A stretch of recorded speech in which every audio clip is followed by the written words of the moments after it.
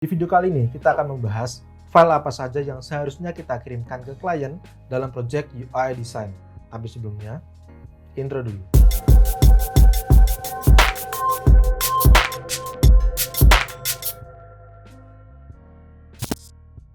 Terima kasih kepada Nagoster yang telah menjadi sponsor video kita kali ini. Nagoster adalah salah satu penyedia layanan domain dan hosting terbaik di Indonesia. Website kamu jadi lebih cepat dibuka, keamanan terjamin, harga relatif terjangkau, dan tim support tersedia 24 jam. Saya percaya dengan Nagoster karena saya sendiri menggunakannya untuk website pribadi saya, kukohaldi.com. Beli hosting di Nagoster sekarang dan dapatkan diskon hingga 75% serta gratis domain dan SSL. Jangan lupa gunakan juga kode kupon kukohaldi untuk mendapatkan diskon tambahan sebesar 10% dan bonus aset file Adobe XD dan Figma dari desain yang pernah saya buat. Halo semua, kembali dengan saya Kuko Haldianto, seorang UI UX designer dari dusweb.com. Sering saya mendapatkan pertanyaan dari teman-teman, biasanya di Instagram.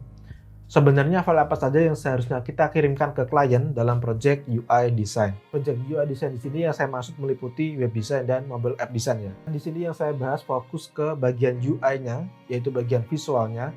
Karena memang pekerjaan saya itu lebih fokus ke bagian UI daripada UX-nya. Memang biasanya jika ada seorang klien yang menghubungi seorang UI UX designer, itu output yang diharapkan klien adalah sebuah UI, lebih ke UI-nya daripada UX. Karena memang jarang seorang klien itu meminta seorang freelancer untuk melakukan research tentang produk atau audience-nya. Jadi memang kebanyakan kalau klien meminta freelancer itu yang diharapkan adalah UI-nya saja atau mockup-nya. Oke, jadi file apa saja yang seharusnya kita kirimkan ke klien? Jawabannya tergantung kliennya. Karena setiap klien itu mempunyai kebutuhan yang berbeda-beda. Ada yang cuma butuh JPEG saja, ada yang butuh file masternya seperti Figma, Adobe XD, atau Sketch, ada yang butuh prototipe-nya saja. Jadi memang bermacam-macam. Saran saya, sebelum memulai project, pastikan dulu desain deliverables-nya di akhir. Artinya, apa yang sebenarnya klien inginkan atau harapkan ketika project ini selesai. Apakah file masternya, atau hanya JPEG-nya, atau yang lainnya. Jadi silakan dipastikan dulu sebelum memulai project supaya ekspektasi klien dan ekspektasi kita itu sama. Walaupun deliverables dari setiap project ini berbeda-beda, saya mau share, biasanya saya setiap project itu ngasih apa saja ke klien. Atau paling nggak dalam sebuah project, step-step yang saya tunjukkan ke klien itu apa saja. Siapa tahu bisa menjadi referensi untuk teman-teman UI designer semua. Yang pertama adalah sitemap atau flowchart. Biasanya sebelum saya mulai mendesain, saya selalu membuat sitemap atau flowchart, terutama untuk project yang mempunyai banyak halaman. Kalau sitemap ini lebih untuk web design, lalu kalau untuk flowchart ini lebih untuk mobile app design. Nanti akan saya jelaskan satu-satu. Yang pertama akan saya jelaskan tentang sitemap dulu. Ini sambil saya lihatkan contohnya ya. Kita ke Figma, ini saya pakai software Figma. Oke, di sini ada contoh sitemap. Sitemap ini menurut saya penting sebelum memulai mendesain agar kita tahu bagaimana struktur dari web yang akan kita kerjakan. Selain itu kita juga bisa mengetahui seberapa besar scope dari project yang akan kita kerjakan. Kalau di contoh ini misalkan dari homepage atau beranda, itu nanti ada menu, 5 menu ini. Oke. Lalu setiap menu ini nanti isinya ada apa saja. Lalu di menu ini kalau di website ini ada menu lagi, 5 menu seperti ini. Oke. Lalu di menu yang ini ada cabang lagi 3 menu seperti ini. Jadi sitemap ini seperti seperti struktur website secara keseluruhan. Jadi kita bisa lihat halamannya apa saja. Nah, itu juga bisa kita gunakan seperti to-do list. Kita jadi tahu halaman apa saja yang perlu kita desain. Kalau trik saya, biasanya saya tandai dengan lingkaran merah seperti ini. Kalau lingkaran merah ini artinya yang halaman yang belum saya kerjakan, misalkan bisa kalian variasikan sendiri sesuai dengan keinginan kalian. Kalau saya biasanya seperti ini, merah semua.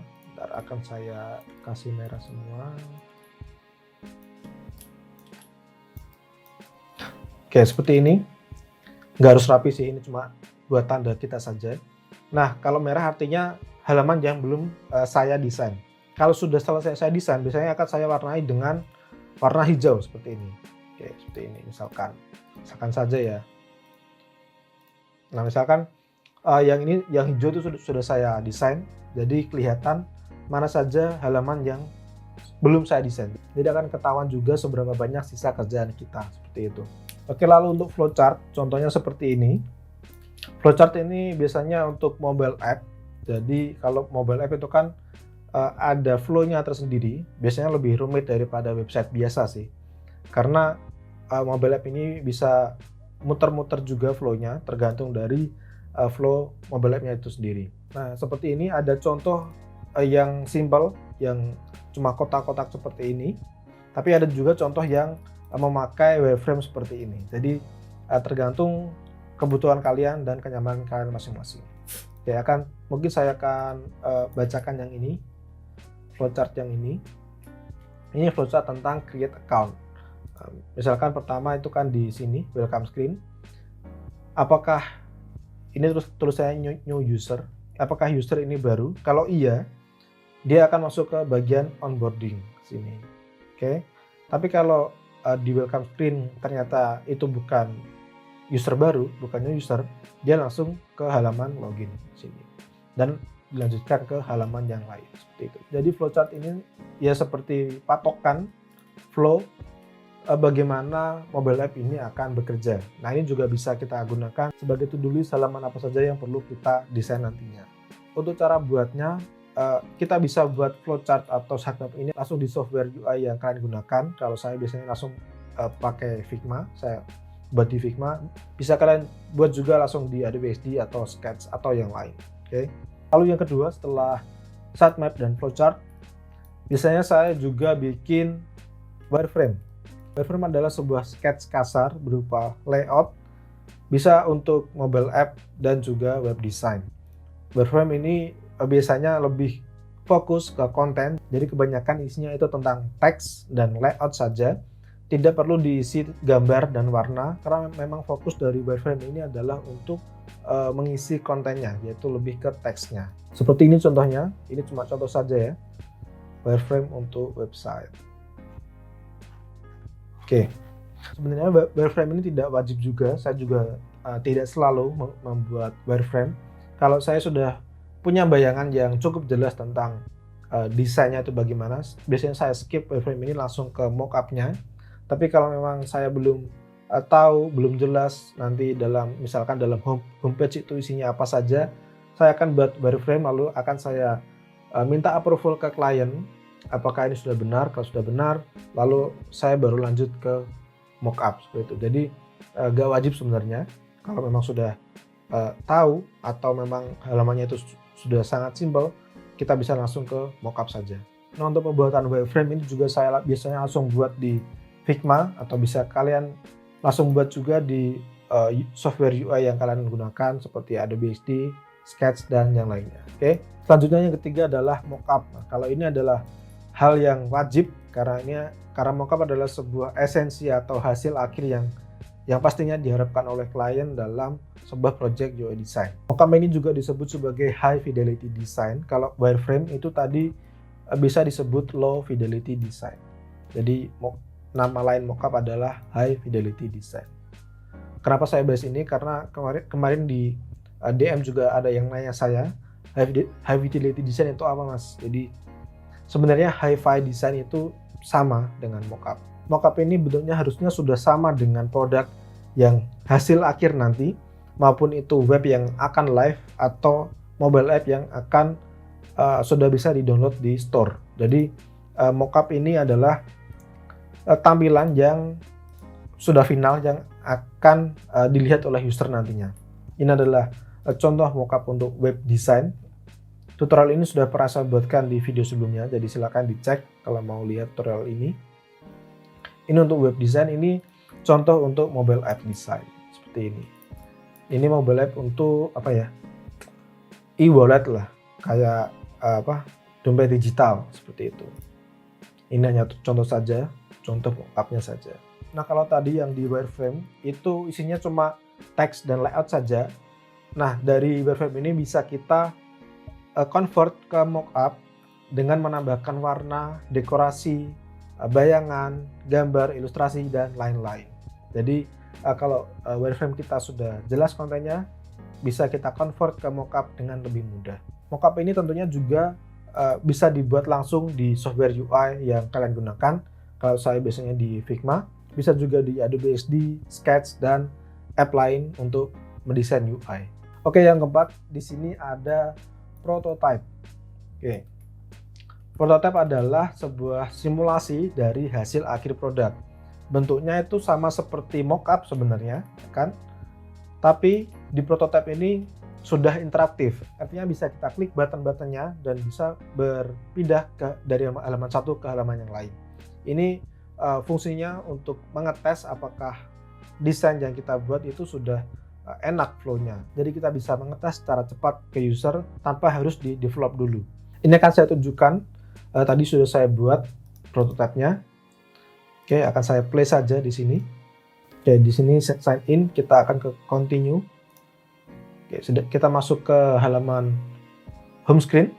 Kita akan transfer, coba transfer ya. Nah, di sini kita mau transfer ke siapa? Kita mau transfer ke sini. Oke, ini dari akun saya, akun kita. Kalau ini ke transfer ke tadi, segini, dan kita klik next. Oke, transfer now, ini konfirmasi. Oke, processing. Nah, sekarang sudah selesai dan kembali ke homepage seperti itu. Jadi prototype ini adalah mockup yang sudah interaktif dan sudah mewakili produk hasil nanti. Bisa kita klik-klik supaya kita bisa mengetes secara cepat apakah flow dari mobile app yang kita desain ini sudah enak atau belum. Seperti itu ya. Kalau prototype ini 50-50 sih. Kadang ada klien yang minta prototipenya, tapi banyak juga yang tanpa prototype, jadi cuma mockup saja. Biasanya klien yang minta prototype ini adalah klien yang punya klien lagi. Jadi dia pengen mempresentasikan prototype ini ke kliennya sendiri untuk mendapatkan approval dari desain yang kita kerjakan, seperti itu. Nah, untuk delivery-nya, biasanya kalau prototype ini saya ajari kliennya bagaimana cara nge-play-nya, yaitu dengan klik play di sini, atau bisa saya share link prototipenya. Coba saya play dulu. Kalian bisa share link prototype di sini, share prototype, lalu klik copy link di sini. Oke. Jadi tergantung dari kliennya. Kalau kliennya itu sudah biasa pakai Figma, kalian bisa langsung kasih Figma linknya. Kalau mereka nggak tahu apa-apa tentang Figma, sebaiknya kasih link prototipenya saja, biar mereka bisa langsung coba di handphone atau laptop mereka, seperti itu. Oke, yang kelima di sini ada style guide. Style guide adalah panduan visual yang harus kita gunakan dalam mendesain atau mengembangkan sebuah produk. Style guide ini biasanya isinya tuh berupa warna yang kita gunakan, warna apa saja, lalu font, lalu buttonsnya seperti apa saja, lalu misalkan elemen-elemen seperti elemen form, elemen alerts, icons, spacing, dan yang lainnya. Ini bisa banyak sekali tergantung dari kebutuhan klien dan kenyamanan kalian sendiri. Jadi silakan disesuaikan dengan project kalian sendiri. Nah, tujuan dari style guide ini adalah untuk mendokumentasikan style yang kita gunakan ketika mendesain, supaya ketika produk ini dikembangkan atau didesain oleh desainer lain di waktu yang akan datang, mereka akan bisa mendesain dengan style yang sama, agar stylenya itu tetap konsisten walaupun didesain oleh desainer lain, seperti itu. Oke, untuk style guide ini sebenarnya saya download dari Figma Community. Kalian bisa download juga sendiri. Kalian langsung saja ke community. Kalian ke community langsung search saja style guide atau search saja design system starter. Oke. Nanti kalian duplicate saja dan akan keluar tampilan seperti ini. Ini bisa kalian edit juga. Jadi bisa kalian gunakan di project kalian sendiri. Oke, yang keenam kita akan bahas tentang filenya atau format file yang seharusnya kita kirimkan. Sebenarnya semenjak beberapa tahun terakhir, pas saya sudah pakai Figma itu saya sudah jarang kirim file masternya, file .fig-nya. Jadi setelah project selesai, biasanya saya kirim saja link dari file Figma ini. Untuk di Figma, untuk share linknya kita klik saja di sini, share. Lalu copy link di sini, ini jangan lupa diganti anyone with the link can access atau can view. Oke, lalu kalian klik saja copy link di sini. Saya rasa fitur ini juga ada di XD dan Sketch, jadi bisa kalian coba. Tapi memang ada juga klien yang minta file mentahnya. Nah, kalau di Figma kita pengen ekspor file mentahnya, itu kita bisa klik di sini. main menu, file, lalu ke save local copy. Nanti kita akan mendapatkan file .fig. Lalu file .fig ini bisa kalian kirimkan ke kliennya seperti itu. Jadi silakan pastikan dulu file apa yang diinginkan oleh klien kalian masing-masing. Lalu biasanya saya juga mengirimkan file JPEG, tapi bukan sebagai hasil akhir, melainkan sebagai kayak misalkan di tengah-tengah saya sudah selesai mendesain halaman homepage, saya kirim JPEG-nya saja di WhatsApp, karena kalau setiap halaman saya minta klien untuk komen di Figma nanti akan terlalu lama. Jadi biasanya saya kirim saja di WhatsApp untuk melihat secara sekilas apakah mereka sudah oke dengan halaman tersebut atau belum. Nah, dengan begitu proses pendesain kita bisa lebih cepat karena kita tidak perlu menunggu lama untuk approval dari klien. Jadi itu tadi adalah hal-hal yang biasanya saya kirimkan ke klien dalam project UI design saya. Mari kita rekap secara singkat. Yang pertama tadi ada sitemap atau flowchart. Yang kedua tadi ada wireframe. Lalu yang ketiga tadi ada mockup. Yang keempat tadi ada prototype. Yang kelima tadi ada style guide. Dan yang keenam ada file masternya sendiri. Jadi semoga ini bisa menjadi referensi untuk teman-teman supaya nggak bingung lagi ketika dalam project UI design itu harus mengirimkan file apa saja. Itu dulu video kali ini. Jika kalian tertarik untuk melihat video UI UX yang lain, silahkan klik playlist di atas ini. Follow juga Instagramku Kohaldi, karena di sana saya sering share tips-tips tentang desain dan freelance. Share juga video ini di teman-teman kalian supaya mereka bisa belajar bersama. Dan pesan saya, desain dulu aja. Nanti juga bisa. Saya Kohaldianto, pamit.